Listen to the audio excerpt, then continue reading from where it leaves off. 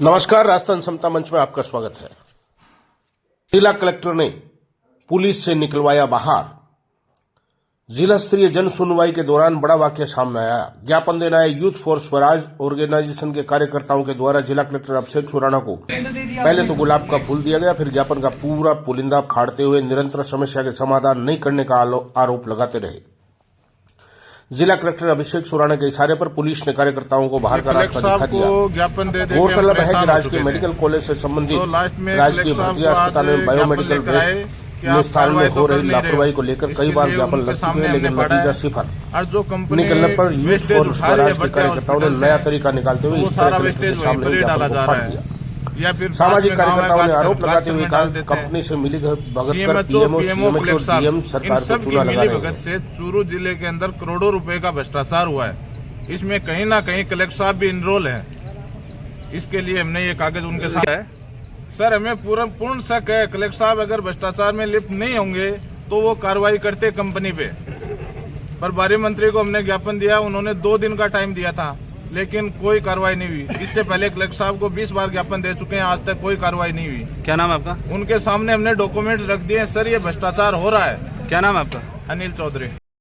Sir, Churu की जनता भर्ती hospital जो सबसे बड़ा हॉस्पिटल है चूरू का, मेडिकल कॉलेज से जुड़ा हुआ है, लोग वहाँ इलाज कराने आते हैं, लेकिन पिछले 5-6 महीनों से हम देख रहे हैं बायो वेस्ट वहाँ से उठ नहीं रहा है। नगर परिषद एक ऐसी जगह कचरा डाल रही है जो उसके अधीन ही नहीं है। जो उसके पास जगह है वहाँ वो कचरा डालती नहीं, क्योंकि कहती है कि कार्य प्रकृति पर है। नगर परिषद वहाँ कचरा डालती नहीं है, बायो वेस्ट वहाँ से उठ नहीं रहा है। एक ऐसी कंपनी को टेंडर दे दिया गया है जो सिर्फ कागजी कंपनी है, जिसके पास कोई बायो वेस्ट का प्लांट है भी नहीं। कलेक्टर साहब को गत 5 से 6 महीनों से हम लोग कंटिन्यू ये कह रहे हैं कि साहब वहाँ से बायो वेस्ट की समस्या इसका निस्तारण करवाया जाए, जगह दे दी जाए हॉस्पिटल को, लेकिन नहीं, ऐसा कोई कार्रवाई नहीं कर रहे। राजनीतिक दबाव है क्या, ये हमें नहीं समझ में आ रहा है। एक बड़ा भ्रष्टाचार जो है वो इनकी नाक तले हो रहा है, जिसके लिए स्वयं भी जिम्मेवार है। इसलिए हमने आज इनको गुलाब का फूल देकर अपना विरोध प्रदर्शन किया और उनको ये कहा है कि आप शायद कहीं ना कहीं कार्य करने में अक्षम है। वो कागजात फाड़े गए। ये हमने जो पुराने ज्ञापन थे और जो आज हम ज्ञापन लेके आए थे कि हम आपको 7 दिन का अल्टीमेटम देते हैं, अगर 7 दिन के अंदर अंदर उस बायो वेस्ट का निस्तारण नहीं किया जाएगा तो भर्ती हॉस्पिटल के आगे परमानेंट हम लोग धरना लगाएंगे, जिसमें हमारा एक साथी कंटिन्यू अनशन करेगा। वो कागज फाड़े गए किस चीज के? ये हमारे जो पुराने ज्ञापन थे वो थे, और कंपनी के कागजात थे, जिसमें ये पूरा डेलीगेट था कि वो कंपनी सिर्फ और सिर्फ कागजों में बिलीव करती है और कहीं उसका कोई स्थिति नहीं है। तो कलेक्टर साहब के सामने फाड़ने का क्या उसका उचित था? क्योंकि कलेक्टर साहब जो है वो किसी भी तरीके की कार्रवाई कर नहीं पा रहे हैं। अब वो किस दबाव के कारण नहीं कर पा रहे हैं ये अभी तक जनता के सामने स्पष्ट नहीं है। ये सर, हम बार-बार आपको भर्ती हॉस्पिटल के बारे में दे रहे हैं, लेकिन हम बंद कर रहे हैं क्योंकि प्रशासन नकारा हो गया। आम जनता के स्वास्थ्य से कोई मतलब नहीं रहा। एक ऐसी कंपनी को टेंडर दे दिया गया जो कोई काम नहीं करती है। इस तरीके का जनता के साथ खिलवाड़ हो रहा है। अच्छा, धक्के दे दो, हमें धक्के मिलने हैं, नहीं दे रहे हैं, धक्के दे रहे हो प्रशासन। एटीएम लूट के मामले में एक युवक को दी 5 वर्ष की सजा। सहजूसर गांव में एसबीआई की ओर से लगाए गए एटीएम की लूट के मामले में आरोपी राजगढ़ निवासी पवन कुमार को अपर जिला एवं सेशन न्यायाधीश ने 5 वर्ष का कठोर कारावास की सजा सुनाई। तत्कालीन शाखा प्रबंधक बूंटिया निवासी अमित सैनी को सहजूसर निवासी ओम प्रकाश याग ने 29 नवंबर 2015 को दूरभाष पर सूचना दी कि शाखा के एटीएम में लूट हो गई है। सरकार की ओर से पैरवी अपर लोक अभियोजक राजेश कुमार माटोलिया ने की।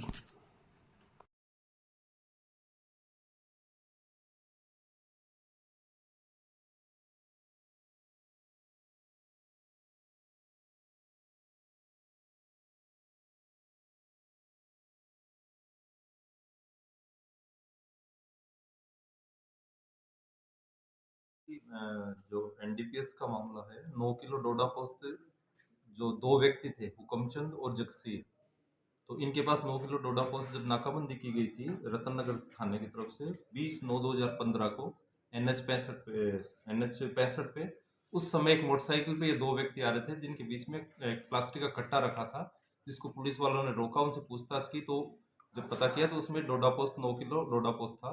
उस आधार पे उन दोनों मुलजिम पुलिस चौकी के ठीक बगल में नई सड़क पर 2 प्रतिष्ठित व्यापारी आपस में लाठियां भांजते रहे। पुलिस चौकी सोई रही। लगता है ये सब भी जैसे विज्ञप्तियों में जिला पुलिस अधीक्षक जय यादव के निर्देशन में कार्रवाई की गई। वैसी ही कार्रवाई पुलिस चौकी के स्टाफ ने की है। बेहद आश्चर्यजनक तथ्य है। देखिए ये वीडियो जहां दो प्रतिष्ठित व्यापारी आपस में लोकलाज छोड़कर लाठियां भाज रहे हैं।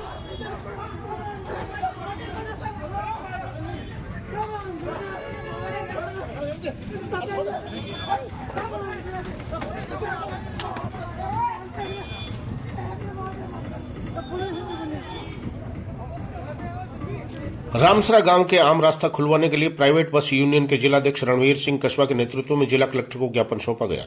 जिलाध्यक्ष कस्बा ने बताया कि चूरू से वाया रामसरा से जाने हेतु पहले दिए गए ज्ञापन में वस्तु स्थिति अवगत कराई गई थी और आम रास्ता खुलवाने के लिए 564 इस बारे में जिला कलेक्टर को अवगत कराया गया। वही इस आम रास्ते को खुलवाने बाबत भागीरथ ट्रैफिक फाउंडेशन की ओर से 12 नवंबर को पत्र लिखा गया। कलेक्ट्रेट में भागीरथ ट्रैफिक फाउंडेशन की ओर से 29 नवंबर से 3 दिसंबर तक धरना देकर ज्ञापन दिया गया, लेकिन उस आम रोड पर ऊंट वाली चौराहा, खांसवाली चौराहे और रामसरा ग्राम में प्रवेश रास्ते पर पत्थर और मिट्टी से रास्ता अवरुद्ध कर रखा है, जिससे यात्री वाहन, स्कूल बस, एम्बुलेंस व किसी भी प्रकार की गाड़ियां नहीं आ जा सकती है। यात्री बसों को रतननगर रास्ते से जाना पड़ता है, जिससे 30-40 किलोमीटर का अतिरिक्त चक्कर लगाना पड़ता है। जिलाध्यक्ष कस्बा ने बताया कि अगर कल तक रास्ता नहीं खुलवाया जाता है तो आंदोलनात्मक कार्रवाई के साथ बसों का चक्का जाम किया जाएगा।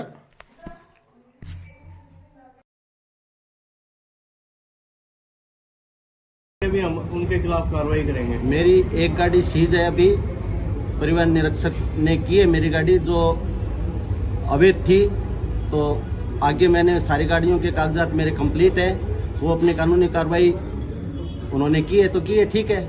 आगे से मेरी गाड़ियां इंश्योरेंस फिटनेस कंप्लीट है। आपको नहीं लगता कि होता है कानून है? इसके ऊपर रिप्लाई दे सकता हूँ, कोई बात नहीं इसमें। आज हम कलेक्टर साहब को ज्ञापन देने के लिए आए हैं। हमारे 4 महीने से ये दिक्कत आ रही है। पूनिया कॉलोनी में ओवरब्रिज बन रहा है, तो उसके ओवरब्रिज बनने के बाद में दूसरा जो रास्ता बनता है हमारा गांव रामसरा होके, तो वहाँ पे गांव वालों ने पत्थर डाल के और रास्ते को रोक रखा है। तो हम कलेक्टर साहब को 5वीं-6वीं बार अवगत कराने आए हैं और पिछली बार भी हमने अवगत करवाया था कि अगर स्थिति 3 दिन का हमें टाइम दिया, स्थिति नहीं सुलझाई गई तो हमने चक्का जाम का कहा है। और अब हम 2 दिन और देखेंगे, 2 दिन के बाद में यहाँ पे चक्का जाम करेंगे और गाड़ियों को सबको बंद करेंगे। एसपी जय यादव के निर्देशानुसार कालिका पेट्रोलिंग यूनिट की ओर से कॉलेज, स्कूलों, पार्क, बस स्टैंड, धार्मिक स्थलों में, बाजारों में यूनिट की हेड कांस्टेबल कौशल्या के नेतृत्व में महिलाओं, बालिकाओं एवं शहरवासियों को राज्य सरकार के राजकोप सिटीजन ऐप की जानकारी दी गई। हेड कांस्टेबल कौशल्या ने बताया कि इस ऐप के माध्यम से शहर व ग्रामीण क्षेत्र के लोगों को ऐप डाउन करवाया गया। ऐप के माध्यम से लोगों को सुरक्षा की दृष्टि से जागरूक किया गया।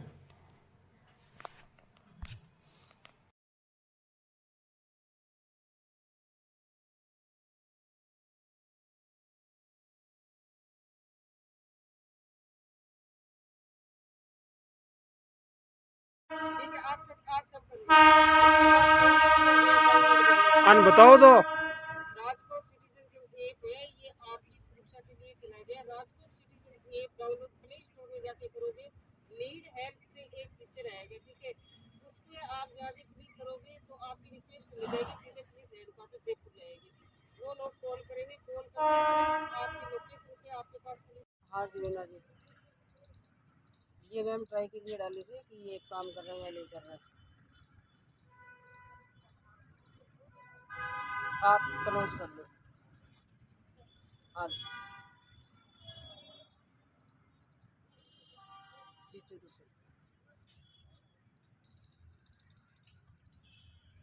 ये आपकी क्लोज होगी, ठीक है। श्रीमान पुलिस अधीक्षक महोदय, चूरू के आदेश अनुसार school, college, bus stand, market के अंदर सभी जो आमजन हैं उनको राजकोप सिटीजन ऐप को डाउनलोड करवाया है और उनको जानकारी दी है कि ये कैसे काम करता है और कैसे नहीं करता है। और ये जो टीम कालिका पेट्रोलिंग यूनिट की जो शुरुआत की है उसके बारे में भी उनको बताया है। स्पेशली ये महिलाओं की सुरक्षा के लिए बनाई गई है और जैसे ही ये राजकोट सिटीजन ऐप के माध्यम से मैसेज डालेंगे, इनकी रिक्वेस्ट आते ही जिस एरिया लोकेशन के ये नज़दीक होंगे वहीं की पुलिस इनके पास 5 मिनट में तुरंत पहुंच जाएगी। आपका नाम? कौशल्य हेड कांस्टेबल। अपर एवं जिला सेशन न्यायालय ने कोर्ट में असलखेड़ निवासी रामपाल पुत्र हनुमान सिंह को महिला के साथ बदसलूकी मामले में 3 साल का कारावास सजा सुनाई व जुर्माना से दंडित किया। अपर लोक अभियोजक राजेश माटोलिया ने बताया कि 29 फरवरी 2018 को एक महिला ने महिला थाना में रामपाल के खिलाफ बदसलूकी व मारपीट का मुकदमा दर्ज करवाया।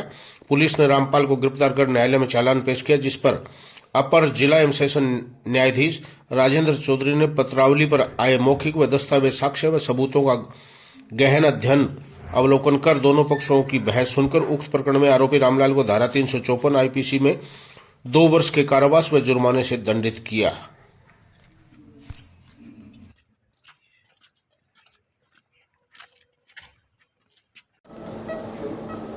मेरा नाम भगवान सिंह है।